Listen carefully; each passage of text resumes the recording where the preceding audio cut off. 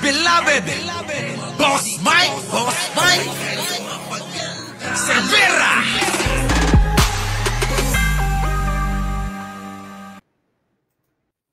Magandang umaga, magandang hapon at magandang gabi sa amandako ng mundo. Naroon kayo. Siyempre magandang buhay na rin para sa ating lahat. Eto na nga mga kababayan, no? Nagsalita na si Pangulong Bongbong Marcos patungkol sa mga reklamo, patungkol sa mga batikos dito sa bigas. Alam nyo, napaka talagang mahinahon at napaka-pasensyoso ni Pangulong Bongbong Marcos sa pagsasagot, sa pagpapahayag at pagpapaliwanag sa mga issue na mga tinatanong sa kanya, mga kababayan. Nakakatuwa at nagkaroon tayo ng ganitong presidente. Hindi yung puro nawa, hindi yung puro mura, hindi yung puro paninisi, hindi yung puro pananakot, mga kababayan. So eto na nga mga kababayan, panoorin nyo kung paano sumagot si Pangulong Bongbong Marcos sa mga binabatikos sa kanya ng mga kanyang mga kritiko. Ako, alam nyo, napakadali lang unawain mga kababayan.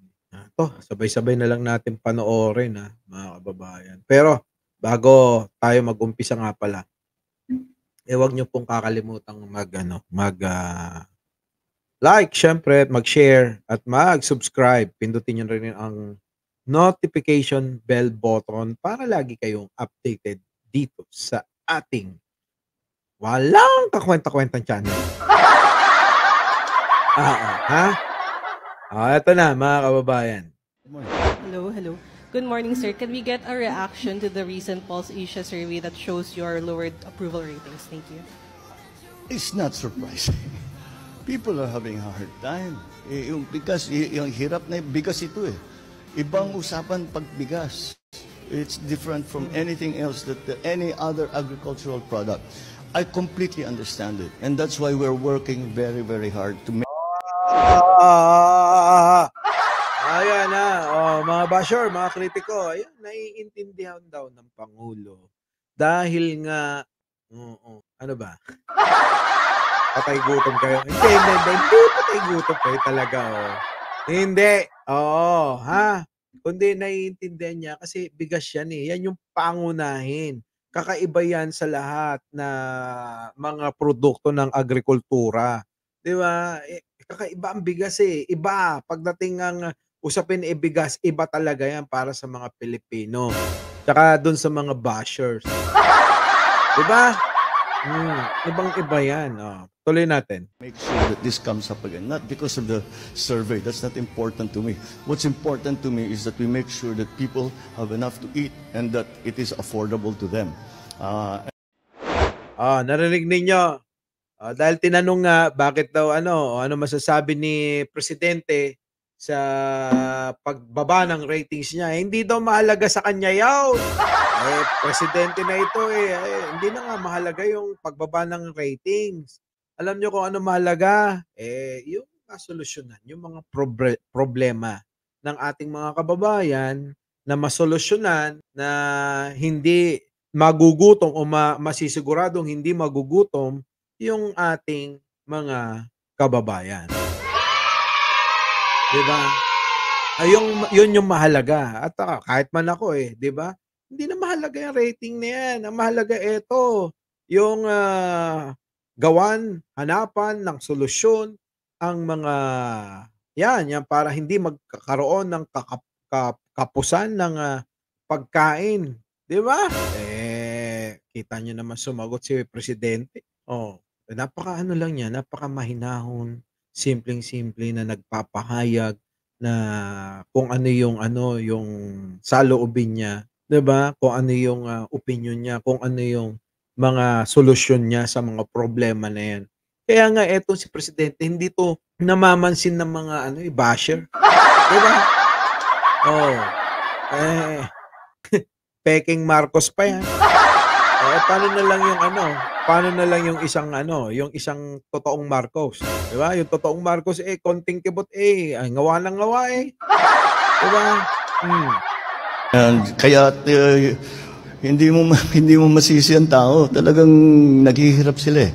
So that's why we are doing all of these things. Kita mo? Oh, hindi ho tayo sinisisi. Kayong mga kritiko, hindi kayo sinisisi, ha? Hindi kayo sinisisi ni presidente, naiintindihan daw niya kayo. Oh, dahil nagugutom kayo. Oh, nalilipasan na kayo ng gutom. Yan eh, 'di ba? Masisisi ba kayo kung nalilipasan na kayo ng gutom? Tulad ng mga ng mga naniniwala kay kay gusgusin. Wala gano'n talaga So ano ang gagawin ko sabi ni presidente, ano ang gagawin natin? Hanapan natin ng solusyon itong mga bagay na ito. Dahil nahihirapan yung ating mga kababayan. Alam ko naman 'yan. At ako'y hindi naman tumitigil sa pagtatrabaho at paghahanap ng lulunas, sosolusyon sa mga problema nating kinakaharap. Kayo, imbis na tumulong naman yung ibang mga kababayan natin, wala. Tignan mo naman, isang tawag lang ng presidente sa mga mayayaman, na tinatawag niyong oligarko, andiyan na kagad sila. 'Di ba? Nakahandang tumulong sa ating gobyerno nang sa ganon, matulungan nga naman yung mga nasalaylayan tulad ng mga kritiko. That's why we're doing all of the things to try and maintain the prices at a level that is affordable to our people. Yun lang naman talagang kailangan gawin. And I think we are slowly heading there dahil Narinig ninyo. I-maintain muna yung mga presyo, dapat pababain yung presyo. Kaya lang hindi bumababa. Yun yung nila, yun yung reklamo nila, Mr. President. Hindi nga bumababa. Pero sabi naman ni Pangulong Bongbong Marcos, hindi naman yan basta-basta. Agad-agad. Kundi dahan-dahan, gawan natin ng paraan, para mapababa lahat ang presyo ng mga pangunahing bilihin, pangunahing pangangailangan ng mga basher. Diba? ang supply natin napakaganda. Distribution siguro, meron na tayong ginagawa doon sa pass-through para sa cost ng pag-deliver ng bigas, lalo na sa mga malalayo. NCR is included there. Meron tayong project dito sa NCR. May program tayo dito sa NCR. So that's perfectly natural. It's not a surprise, put it that way. Ayan, narinig ninyo.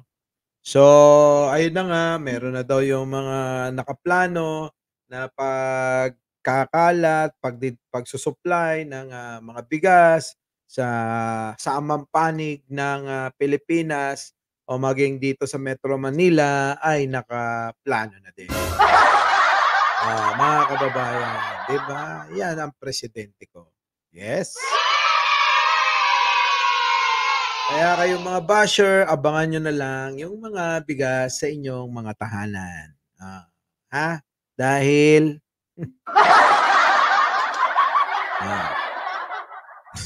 dahan-dahang sinusolusyonan ng ating Pangulo Bongbong Marcos ang lahat ng problema nyo.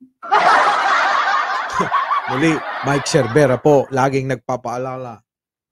Mahalin natin ang ating kapwa, ipagdasal natin lagi ang ating bansa sa mga bitter. Our beloved Boss Mike.